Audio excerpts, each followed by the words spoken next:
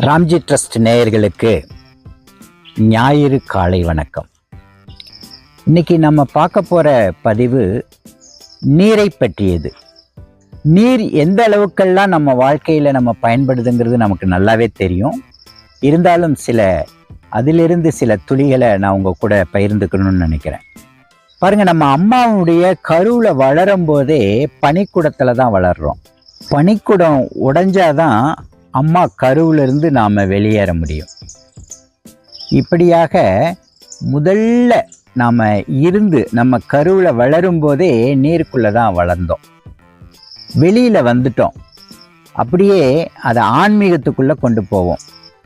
64,000 கோடி நதி தேவதைகள் இந்த பாரத தேசத்தில் இருக்கிறதா தர்ப்பணம் கொடுக்கும்போது எங்கள் குருநாதர் எங்களுக்கு சொல்லியிருக்கிறார்.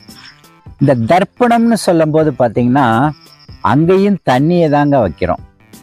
எள்ளோட தண்ணியை தான் அவங்களுக்கு, நம்ம முன்னோர்களுக்கு வார்த்தை அனுப்புகிறோம். நமக்கு சக்திகளை பலனை கொடுக்கக்கூடிய, நம்பிக்கையை கொடுக்கக்கூடிய கோயில்கள் கும்பாபிஷேகங்களுக்கு கூட பல புண்ணிய நதிகளிலிருந்து நீர் எடுத்துட்டு வந்து கும்பாபிஷேகம் பண்ணுவோம். அதே நீர் தானுங்க கும்பத்தில் பட்டு அது தெய்வத்தின் மேலே படும்போது அது வலிமை அதிகமாயிருது. இப்போ அந்த நீரையே நம்ம மேலே படாதா, ஒரு சொட்டாவது படாதான்னு ஏங்கிட்டு இருக்கோம். அப்போ மேல இருந்து அந்த நீரை தெளிப்பாங்க. நீர் தான் நம்மளை புனிதப்படுத்துதுங்க. தர்ப்பணத்திற்கு முன்னாடியும் குளிக்கணும், தர்ப்பணத்திற்கு அப்புறமும் குளிக்கணும். நிறைய இடங்கள்ல நீரை சாட்சியா வச்சே நம்ம பல காரியங்களை செஞ்சிட்டு இருக்கிறோம். காலையில எழுந்த உடனேயே தான் நம்ம முகத்தை, ஆனா 3% தான் நம்ம பயன்படுத்தக்கூடிய அளவுக்குள்ள தண்ணி இருக்குதுங்க. 97% இந்த உலகத்துல, நான் பாரதத்தை சொல்லல, உலகத்தை மூடி இருக்கிறது நீரால தான் மூடி இருக்கு. அதுல நமக்கு 97 போக 3% தான் நம்ம பயன்படுத்தக்கூடிய நீரா இருக்கு. மிச்சம் எல்லாமே உவர்ப்பு நீரா, உப்பு நீரா, கடலுக்குள்ள அது இருக்குதுங்க. நம்ம மனித உடலின் ஒட்டு மொத்தமாக பார்க்கும்போது 60 to 70% நீரால தாங்க இருக்கு.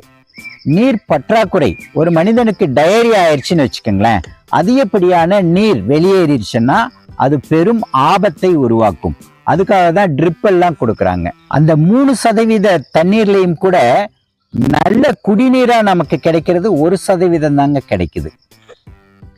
பாருங்க, நீரோட தன்மைகளை பார்க்கும்போது நீர் நிறமற்றது, மனமற்றது, சுவையற்றது, வடிவமற்றது. எதுக்குள்ள வைக்கிறோமோ அந்த வடிவத்தில் இருக்கும்.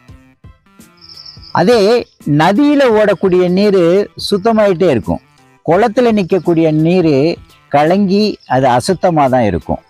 நீரின் பயன்பாடை பற்றி பார்க்கும்போது நீரின்றி அமையாது உலகு, இதுதான் உண்மையான வார்த்தையும் கூட. உலகம் எப்படி தோன்றுச்சு, முதல்ல என்ன தோன்றுச்சு அப்படிங்கிற ஆய்வுக்குள்ள நம்ம போறோம். ஆனா நீர் இல்லாம எந்த உயிர் முடியாது. நீரின் பயன்பாடுகளை பற்றி பார்க்கும்போது நீர் விவசாயத்துக்கு உதவுது. நீர் மின்சாரம் தயாரிக்கவும் உதவுது. தொழிற்சாலைகள்ல பெரும் பங்கு வகிக்குது. நீரானது சுத்தம் செய்யறதுக்கு நீர் தேவைப்படுது. இப்ப நீர் இல்லாம நம்ம எதையுமே செய்ய முடியாதுங்க. அந்த நீரை எப்படி இப்ப நம்ம சேமிக்கணும் அப்படிங்கிறத தான் பார்க்கணும். ஏன் வேற்று கிரகங்கள்ல போய் ஆய்வு செஞ்சிட்டு இருக்கிறாங்க. நமக்கு போயிருச்சுங்க 1000 அடி, 1100 அடி, 1500 அடி எல்லாம் போயிருச்சு. விவேக் காமெடியா ஒரு படத்துல போர்க்குழிக்குள்ள இறங்கி விழுந்து அடுத்த ஒரு கண்டத்துல எந்திரிச்சு போவார். அந்த அளவுக்கு நம்ம இந்த பூமியை ஆழப்படுத்தி நீரை இங்க நீர் பற்றாக்குறை வந்தோடனே நம்ம வேற்று கிரகங்கள்ல நம்ம வாழக்கூடிய அளவுக்கான எல்லா நீர் வசதிகள் இருக்காங்கிறத தேடிக்கிட்டு வேற இருக்கோம். இந்த நீரை எப்படியெல்லாம் நம்ம சேமிக்கலாம் அப்படின்னு பார்த்தோம்னா, நீரை பல வகையில சேமிக்கலாம். நீரை சேமிக்கிறத பத்தி பார்க்கும்போது ரொம்ப ரொம்ப முக்கியத்துவமான ஒரு விஷயம், மரங்களை நடுதல் மூலமா தான் நீரை அதிகமா சேமிச்சு வைக்க முடியும். மரங்களினுடைய வேர்களுக்கு அவ்வளவு ஒரு தன்மை இருக்கு. அதுல குறிப்பா சொன்னோம்னா பனைமரம் நீரை அந்த அளவுக்கு பாதுகாப்பா நமக்கு வச்சிருக்கோம், அடுத்த சந்ததிக்கு கூட வச்சிருக்கோம். ஆனா இன்னைக்கு பனையினுடைய முக்கியத்துவமே இல்லாம போச்சு.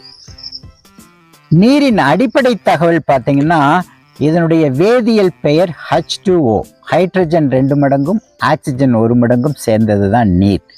இந்த நீர் ஆவியாகவும் செய்யும், பனிக்கட்டியாகவும் செய்யும். ஏன் இவ்வளவு தூரம் நம்ம இதை பத்தி ரொம்ப அதிகமா பேச வேண்டிய கட்டாயமும் இல்லை.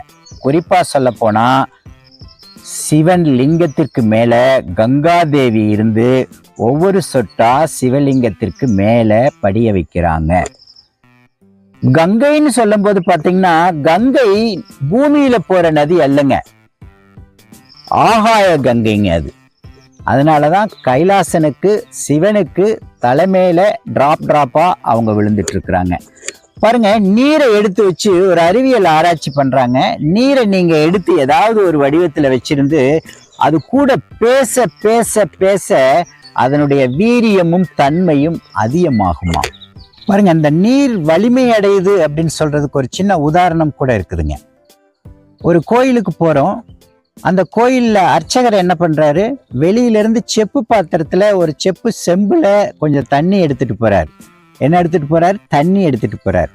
ஆனா அதை கருவறைக்குள்ள வச்சு அந்த தெய்வத்தை உச்சாடனம் செய்ய செய்ய செய்ய மந்திரங்களை உச்சரிக்க உச்சரிக்க அந்த தண்ணியானது அதை உள்வாங்கி அப்ப அது வெளியில வரும்போது நமக்கு பிரசாதமா கிடைக்குது.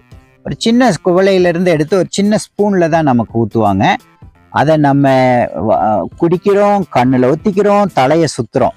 அதுலயே நம்ம புரிஞ்சுக்கணுமா இல்லைங்களா, நீர் ரொம்ப வலிமையான, அதை பிரசாதமா உள்ளெடுக்கும் போது அகச்சுத்தியும் வெளியில் எடுக்கும் போது புறச்சு ஏற்படுகிறது.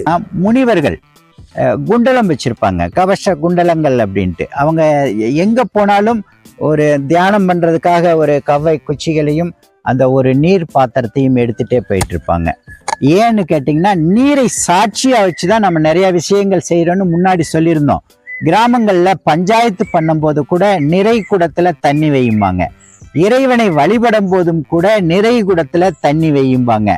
இறைவனை வழிபடும் போது அந்த கும்பத்துல வைக்கக்கூடிய அந்த தேங்காய் இருக்கும் பாருங்க, அதுக்குள்ளேயும் நம்ம நீரை தாங்க வச்சிருக்கோம். ஏன்னா நீர் அவ்வளோ வலிமையானதுங்க, நமக்கு அவ்வளோ நல்லது செய்யக்கூடியதுங்க. இதை எப்படியெல்லாம் சேமிக்கணுமோ அப்படியெல்லாம் சேமிச்சுக்கோங்க.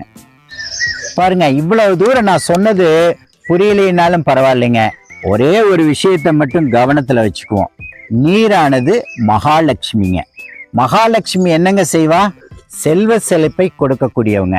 நீங்க எந்த அளவுக்கு நீரை சேமிக்கிறீங்களோ அந்த அளவுக்கு உங்க வீட்டுல செல்வம் பெருகும், தொழில் சிறப்பா இருக்கும். அதே மாதிரி நீங்க எந்த அளவுக்கு அதை வீண் பண்றீங்களோ அந்த அளவுக்கு உங்களுடைய பொருளாதாரமும் வீணாகும்.